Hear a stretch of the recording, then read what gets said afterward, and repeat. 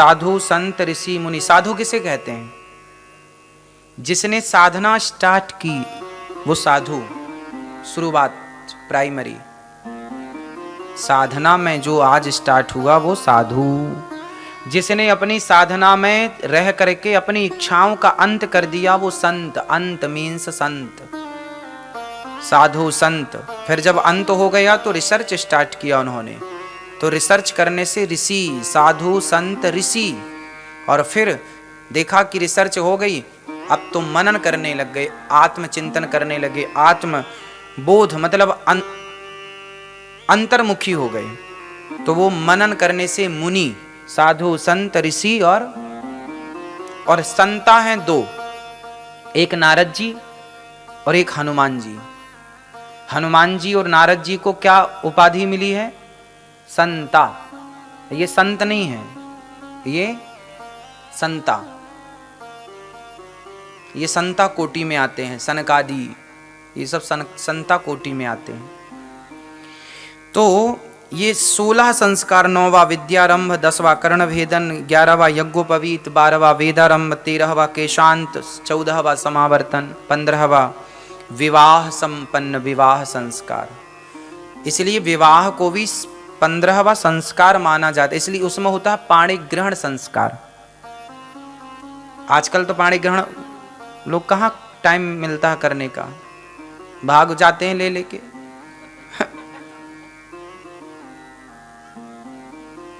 यहां भागम भाग वाला तो नहीं है काम, यहां भी भागते हैं।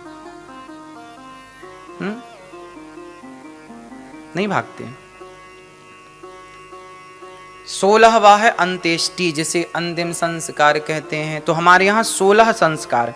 बच्चों को संस्कार क्या देंगे आप? शिष्टाचार का। पढ़ाओ लिखाओ बच्चों को, पर संस्कारी। अच्छा एक बात बताओ, मुझे समझ में नहीं आई इसलिए मैं आप लोगों से पूछ रहा हूं। बेटे को क्या बनाना चाहिए? डॉक्टर, इंजीनियर, पायलट या एक अच्छा इंसान? यदि एक अच्छा इंसान है आपका बेटा तो उसके बाद अच्छा डॉक्टर भी हो सकता है, उसके बाद अच्छा इंजीनियर भी हो सकता है, उसके बाद अच्छा लॉयर भी हो सकता है, उसके बाद अच्छा जो चाहो जिस फील्ड में ले जाना चाहो। यदि आपका बेटा या आपकी बेटी एक अच्छी इंसान है, अच्छा इंसान बनाया आपने, इसलिए हमारे यहाँ अच्छा डॉक्टर नहीं, अच्छा इंजीनियर नहीं, अच्छे इंसान बनाए जाते हैं। अच्छे इंसान माँ बाप ने बना दिए, अच्छे डॉक्टर बेटा तुम बन जाना, अच्छे इंजीनियर तुम बन जा, फिर जो बनेगा वो अच्छा ही बनेगा। इसलिए संस्कारों में जरूरी क्या है? अच्छे इंसान की जरूरत पड़ती है। और आजकल जरूरी नहीं है कि जो अच्छा डॉक्टर हो वो अच्छा इंसान हो, अच्छा वकील हो जरूरी नहीं है कि वो अच्छा इंसान हो, लेकिन जो अच्छा इंसान होगा वो जहां होगा जो काम करता होगा वो अच्छा करता हो। इसलिए आप अपने बच्चे को क्या बनाएंगे?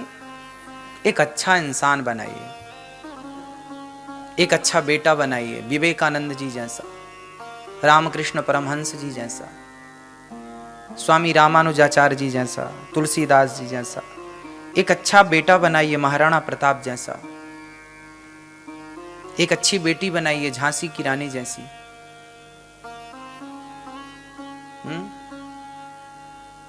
झांसी की रानी को भूल गए आपके? नहीं, इन लोगों को नानी उन्हीं ने याद दिलाई थी, पता है ना आपको। खूब लड़ी मर्दानी वो तो सिंहासन हिल उठे राजवंशों ने, भ्रकुटी तानी थी बूढ़े भारत में भी आई फिर से नई।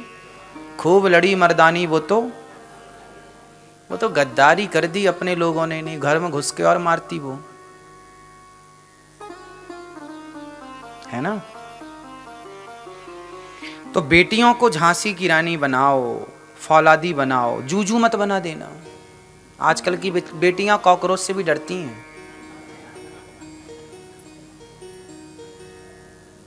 जूजू बना के रखा है आप लोगों ने। जूजू जानते हैं? नहीं जानते? थोड़ा भारत भी आया जाया करो। जूजू मतलब जो छोटे छोटे कीड़े मकोड़े से भी डर जाए हैं, क्या बोलेंगे उसको? हमारे यहां बोलते बहुत जूजू बना के रखा है।